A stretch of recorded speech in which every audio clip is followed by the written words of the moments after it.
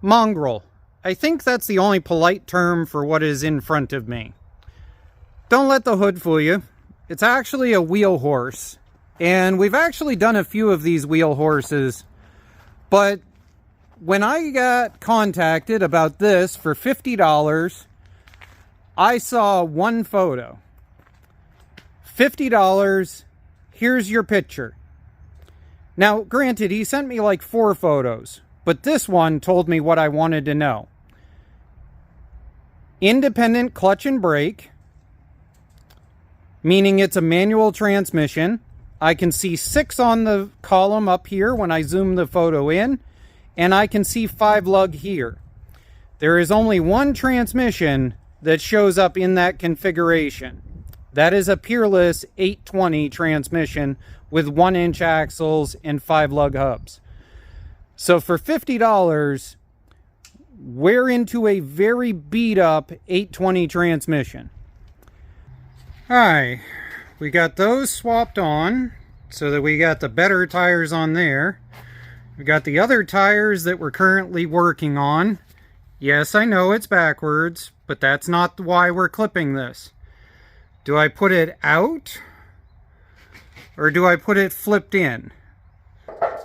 What do you think of the hood? The front's a little damaged. Yeah, the front's a little damaged. Why don't you flip the hood up and we'll show them what engine's in it. Or... Did I forget to tell you it wasn't attached? Maybe.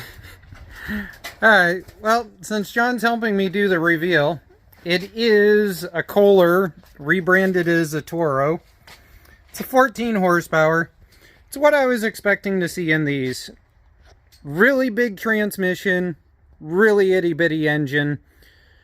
One of the ways that you end up with a machine that runs for years upon years without any issues.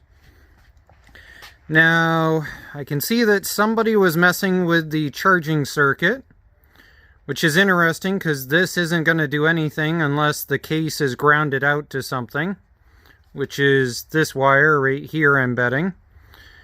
We've got that pulled for some reason.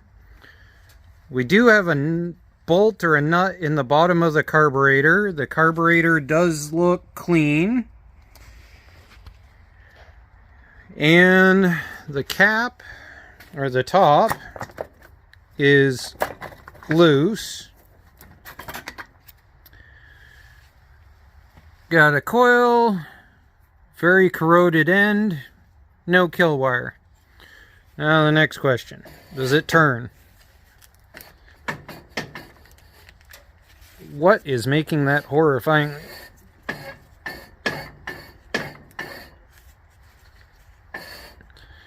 I wonder if the electric clutch is stuck. John, can you do me a favor and can you spin that so we can check the electric clutch? Oh, good. Okay, it's just the electric clutch making that noise. Ow!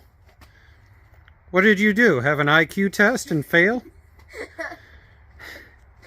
I didn't see this was there, so I spun it around and I hit my finger right there.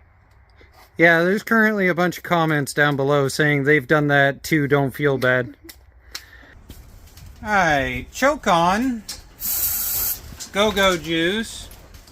There's a giant hole in the gas tank, not the gas tank, in the gas line on the other side. So, I'm not expecting much here. Let's see what it'll do. Whoa. That was a very solid hit, which is usually a pretty good indicator that the starter is totally pooched. Let's just tap it this time and see if it does that again.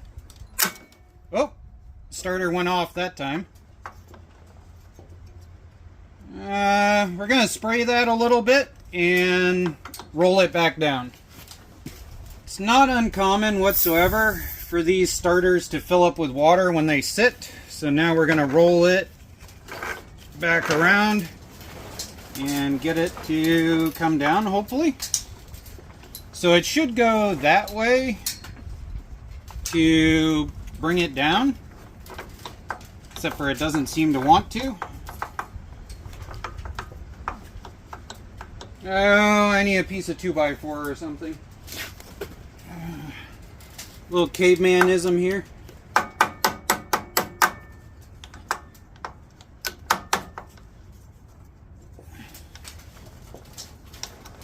Yes, I did just grab a random rock. Get over it. Okay, smack it again.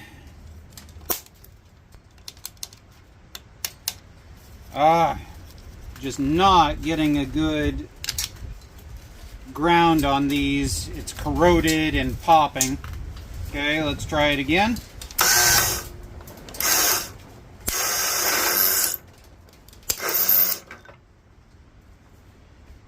Something's not happy. Let's have you see what I see up close and personal. 3, 2, 1.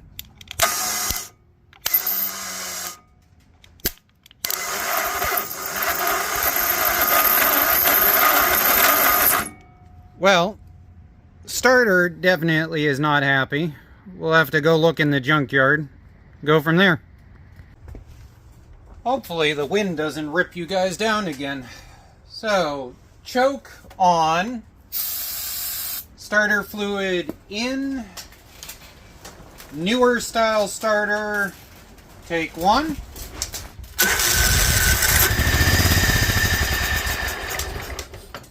Well, that kicked, but it didn't exactly like give us a happy feeling kick.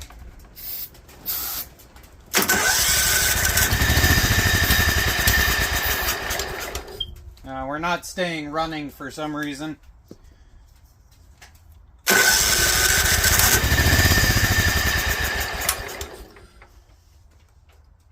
I can hear a really bad clank on the inside of this thing.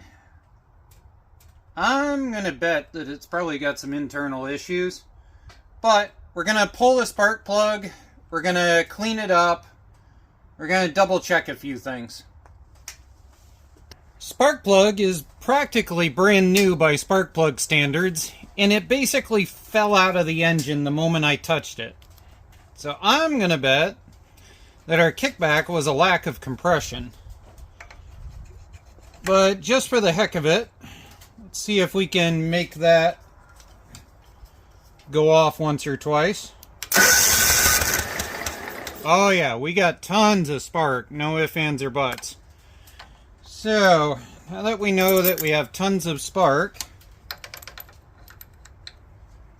let's get this in here and let's tighten it up to the point that it actually feels tight.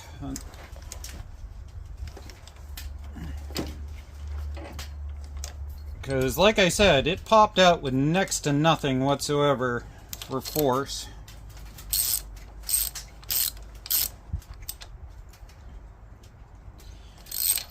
Okay, spark plug is in, tightened up a little bit. Choke is on, throttle up, starter fluid in.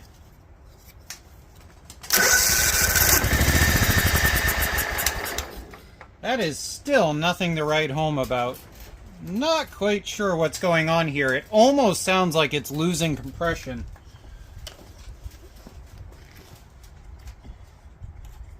Yeah, that's closed over. It's still got plenty of fluid in there. I mean, it could be a failing coil, but we saw way too much spark for it to be a failing coil. I'm at a point of just kind of pure morbid curiosity now. We've got an IV of gasoline here. So I'll turn this on. Yeah, you can hear the carb filling up with gas.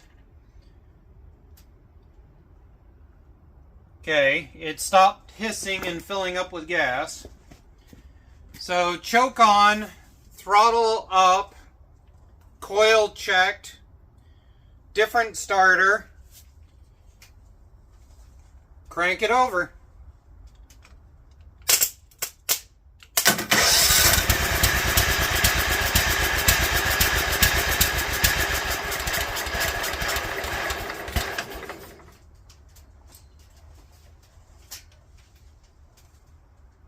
was really screwed up. Why did it act that way?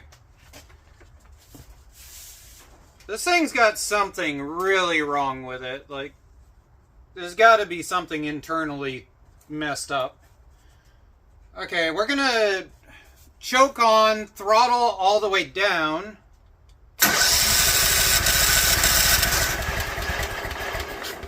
Okay, throttle all the way up, choke on.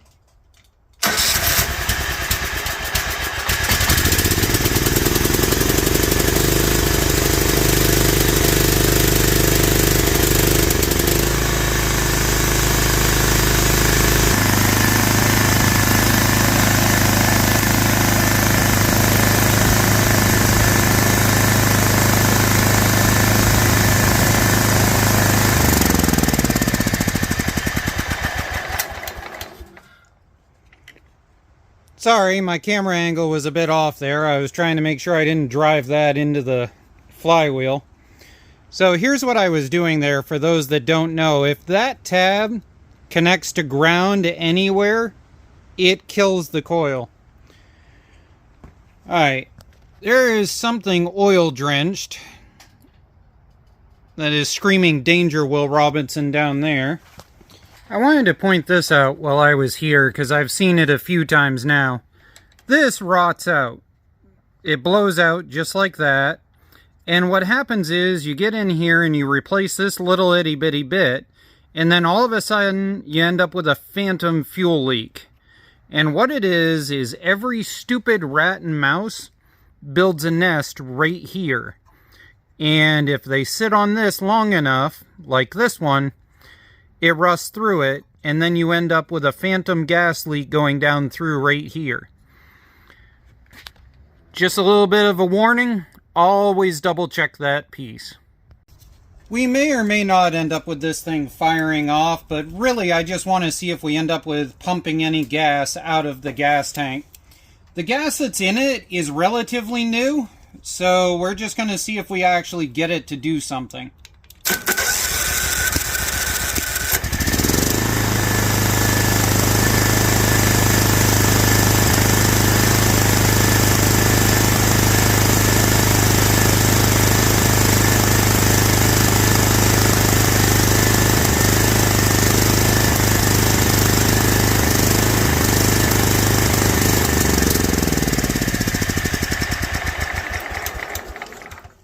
Alright, we got no gas coming through there whatsoever, which means it's running off of what's in the float bowl right now.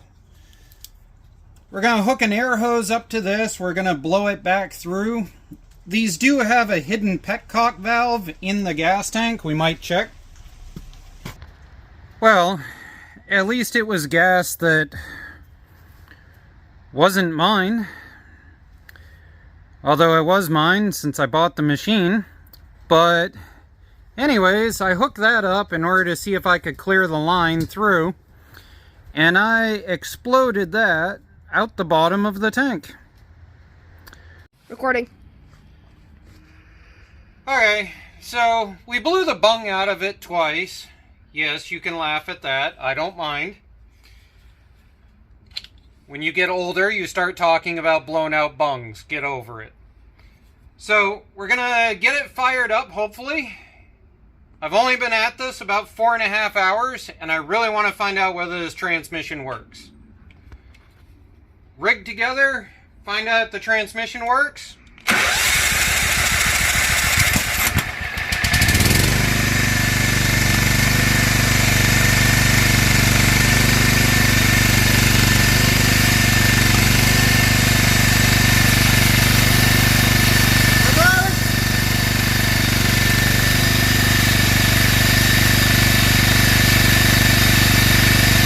Second, I think.